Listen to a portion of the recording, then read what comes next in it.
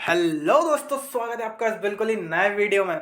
और आज के इस वीडियो में हम करने वाले एक ऐसे टॉपर की आंसर कॉपी का रिव्यू जो कि एक्चुअली बहुत ही ज़्यादा फेमस है एक्चुअली, जिनकी आई है AIR 18 और हिंदी मीडियम के छात्र हैं और नाम है इनका रवि सेहाग। ठीक है, सो स्टार्ट करते हैं इसको। देख सकते हैं मुखर्जी नगर में इन्होंने पेपर दिया था। सो स्टार्ट करते हैं, है ना। तो पहला क्वेश्चन है, the architecture of Vijayanagar kingdom has a distinctive style comprising of unique features. किससे? Art and culture plus history, elaborate with examples. अच्छा, ये क्या है? हिंदी मीडियम के छात्र, तो इनकी कॉपी जो है आपको हिंदी में आपको आंसर्स देखने को मिलेंगे। अच्छा, उससे फ़र्क नहीं पड़ता। अगर आप इंग्लिश मीडियम वाले भी हैं तो आपको क्या करना है, आपको वीडियो को पूरा देखना है। क्यों मैं ऐसा क्यों कह रहा हूँ? क्योंकि मैं जो आपको आंसर कॉपी का रिव्यू कराता हूँ वो आपको इस हिसाब से कराता हूँ कि आपको प्रेजेंटेशन किस तरीके से करना है।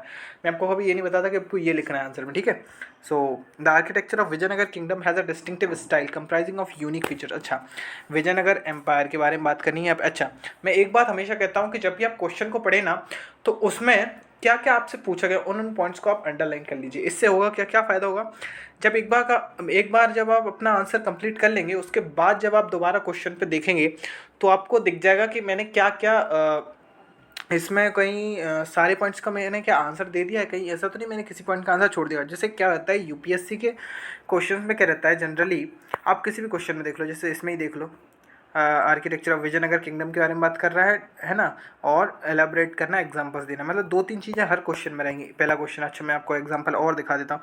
All the tenure of Lord William Bentinck was short, it was marked by enduring reforms. ठीक है, इसमें भी हमको दो चीज़ें बतानी पड़ेगी। पहले लॉर्ड विलियम बेंटिंग के बारे में बताना पड़ेगा, फिर इसके बाद फिर उन्होंने क्या क्या रिफॉर्म्स लेके आए इसको बताना पड़ेगा, है ना। चलो, आपको यकीन नहीं हो रहा, मैं आपको लग रहा होगा मैं शुरू से दिखा रहा हूँ। अच्छा, ये देखिए 21वां पेज है कॉपी का, यहाँ पे देखिए ना 21वां पेज है। Globalisation is affecting the attitudes and aspiration of youth in India in multifarious. अच्छा, ग्लोबलाइजेशन की नॉलेज, एटीट्यूड्स, एस्पायरेशन बात कर रहा है। दो तीन चीज़ों की बात हर क्वेश्चन में करता है। तो मेरे कहने का मतलब क्या है कि यूपीएससी हर क्वेश्चन में दो तीन चीज़ें पूछते हैं, इसलिए अगर आप उसको अंडरलाइन कर लेंगे क्या क्या पूछ रहा है, तो उसके बाद जब आप आंसर लिखने के बाद एक बार देखेंगे तो आपको समझ में आ जाएगा कि कहीं मैंने एक आध पॉइंट छोड़ तो नहीं दिया। ठीक है, सो अब स्टार्ट करते हैं। हिंदी में भी मैं आपको बता देता हूँ। विजयनगर साम्राज्य की स्थापना कला अद्वितीय विशेषताओं से युक्त एवं विशिष्ट शैली है। उदाहरणों के साथ सविस्तार वर्णन कीजिए।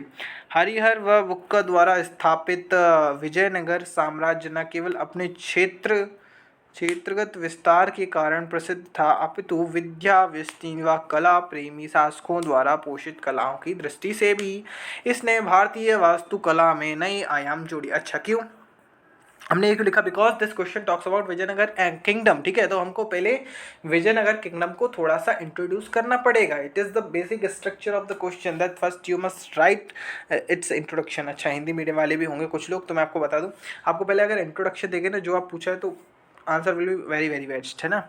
अब इसमें क्या, वास्तुकला, वास्तुकला शहरी दुर्ग व प्रकोष्ठ, महल, मंदिर, इस तरीके से। ठीक है, अब शहरी दुर्ग व प्रकोष्ठ, इनको हमको डिस्क्राइब किया हमने किस तरीके से, यात्री नुनीज के वर्णन अनुसार। अच्छा, ये वाला ये जो डायग्राम है ना, आपको यार ये नितिन सिंघानिया की बुक में भी मिल जाएगा, इस टाइप का थोड़ा सा डायग्राम एक्चुअली विजयनगर के टाइम का। ठीक है, समझ में आ रहा है मतलब आपको किस तरीके से था, मतलब देखो। अच्छा, यूपीएससी आपसे क्लियर अंडरस्टैंडिंग मांगता है। अब जैसे अगर आपने इस तरीके का डायग्राम बना दिया, फिर मंदिर आपको पता है कहाँ पे मंदिर, और ऊंचे यहाँ पे प्रवेश द्वार होते थे, आपको पता होगा, इन्होंने शायद बताया है कि नहीं, देखते हैं। ये देखिए, ऊंचे प्रवेश द्वार उन्होंने दर्शाए हुए हैं। प्रकोष्ठों की संख्या, एक और चीज़ होती थी इसमें, एक महल वगैरह, खेत, सब कुछ इन्होंने दर्शाया हुआ है। ठीक है, सो मतलब यूपीएससी आपसे कॉन्सेप्चुअल नॉलेज की डिमांड करता है। ठीक है, सो अगर आप ऐसे डायग्राम्स थ्रू बताते हैं, एग्जाम्पल्स के थ्रू बताते हैं, तो उसको समझ में आता है यूपीएससी को, एग्जामिनर को समझ में आता है कि या यू हैव एनफ नॉलेज, है ना, आपके पास कॉन्सेप्चुअल नॉलेज है, मतलब उसको ये यकीन होता है आपने सिर्फ चीज़ें ना रोटा फाई मतलब रटी नहीं है। Although the tenure of Lord William Bentinck was short, it was marked by enduring reforms. ठीक है, यद्यपि लॉर्ड विलियम बेंटिंग का कार्यकाल छोटा था, तथापि इसे स्थायी सुधारों के लिए जाना जाता है। सविस्तार वर्णन कीजिए। अच्छा, दिस क्वेश्चन टॉक्स अबाउट हुम,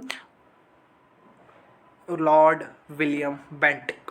ठीक है। तो हम पहले लॉर्ड विलियम बेंटिक को थोड़ा सा इंट्रोड्यूस करेंगे, जैसे हमने पहले विजयनगर एम्पायर को किया था पिछले क्वेश्चन में। यार तरीका ये होता है यार, कुछ लोगों ने मिथ बना के रखा है कि यूपीएससी आंसर राइटिंग ये वो, UPSC answer writing is nothing but यार प्रेजेंटेशन आपका क्लियर होना चाहिए, मेन चीज़ है ना। और आपको जितनी स्पेस दी गई है क्वेश्चन के लिए, आप कोशिश कीजिए पूरा भर के आए, है ना। जैसे यहाँ पे इन्होंने पूरी जगह भर दी है ना। अगर आप पूरा भर के नहीं आएंगे तो यार एग्जामिनर को कहीं ना कहीं लगता है कि आपने ये तो कम लिखा है, आपने पूरा लिखा नहीं है, ठीक है।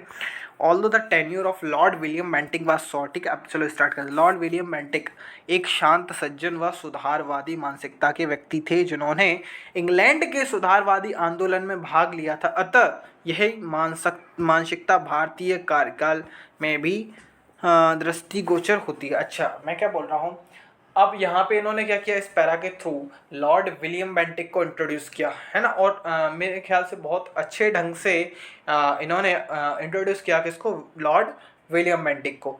तो अब बात करते हैं प्रशासनिक सुधार क्या क्या किए इन्होंने, एडमिनिस्ट्रेटिव रिफॉर्म्स इनके क्या क्या रही।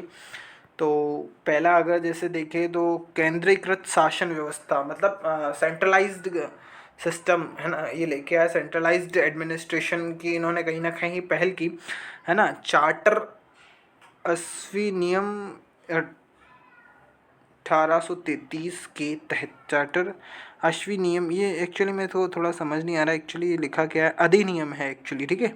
चार्टर अधिनियम 1833 के तहत, चार्टर एक्ट ऑफ 1833, आपको इंग्लिश में पता होगा यार। इंग्लिश में यार डेफिनेटली थोड़ा सा यार मेरे को ये हिंदी वाले थोड़े वर्ड मीनिंग्स नहीं आते हैं ना।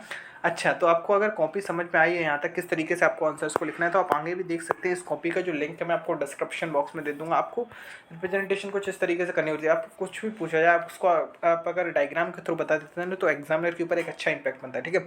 तो ठीक है, ऐसे ही आपको करना है। और like and share the video and subscribe my channel. Okay, thank you, bye.